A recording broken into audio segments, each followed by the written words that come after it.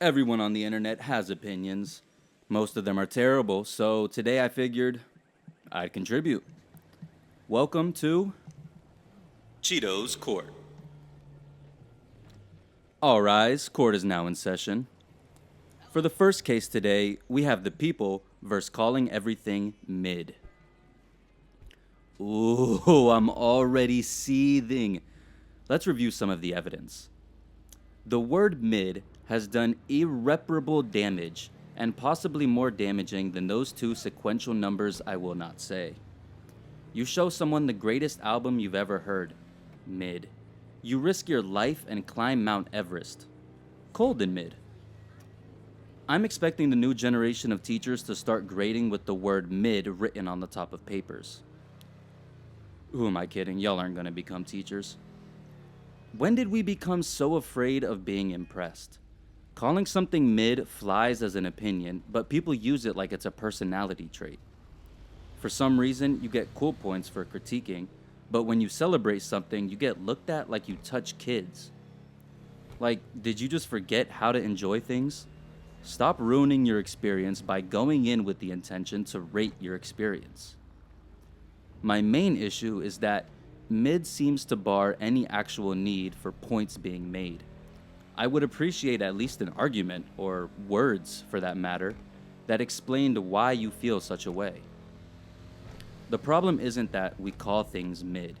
We're slowly becoming people who would rather be impossible to impress than easy to amaze. The court finds calling everything mid guilty and sentenced to trying something with new, genuine spirit. On to the second case, our next defendant, acting zesty when you're alone. Charges include suspicious behavior, secretive music taste, and excessive hip movement. Let's take a look at some evidence. Sometimes I lick an ice cream cone too many times, and I close drawers with my hips. I might moonwalk around the house, but when I hear footsteps, I turn into a construction worker. It's funny though. The version of us alone is way weirder, but also freer. Would I do this around my friends? Probably not. Do I feel I have to hide it when I'm out? Not really. It's like I have to let it all out in my solo so that it doesn't sneak out later. You got to dance alone so you can dance in public. Hold on, the defense is arguing. Your Honor, I was simply feeling myself. I'll allow it. After reviewing the evidence, the court finds acting zesty when you're alone to be not guilty, but questionable. Our third defendant, networking, charged with selling your soul for status. The prosecution would like to present its case. There's a lot of things I'll do in this life for money, a lot, but networking is simply not one of them. I know that I deep this way more than it has to be, but that's who I am. Nothing is more dystopian than two people pretending to enjoy a conversation when both know the other just wants to use them. And people still go along with it. I've clearly always struggled with the idea of networking. I love people, but I just despise the feeling that every conversation has an agenda.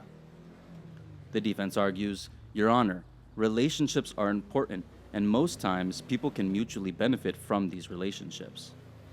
But I'm not trying to treat people like investments. The court finds networking partially guilty and sentenced to starting a conversation without saying, "So what do you do?" Our fourth case involves something near and dear to our hearts: gooning. The court has elected to keep the official definition off the record. Gooning is being charged with assault to teenage boys' elbows and making people's screen time report look like felony records. Look, I get it.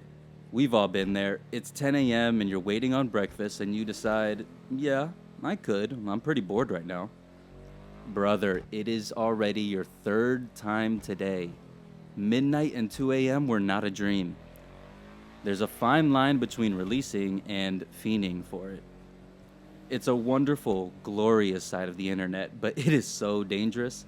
In high school, my boy could name the top 50 actresses on multiple sites, in order, in multiple countries. Safe to say we were afraid for his well-being. The defense argues, Your Honor, we are men, we have to unwind. Fair, but don't let unwinding turn into escaping. The court finds the defendant guilty of robbing young men's potential and insider trading on the lotion market. The defendant is sentenced to 50 push-ups and a couple days off a week. The final case of today, having an existential crisis, charged with ruining all alone time after 10 p.m. Let's look at some proof.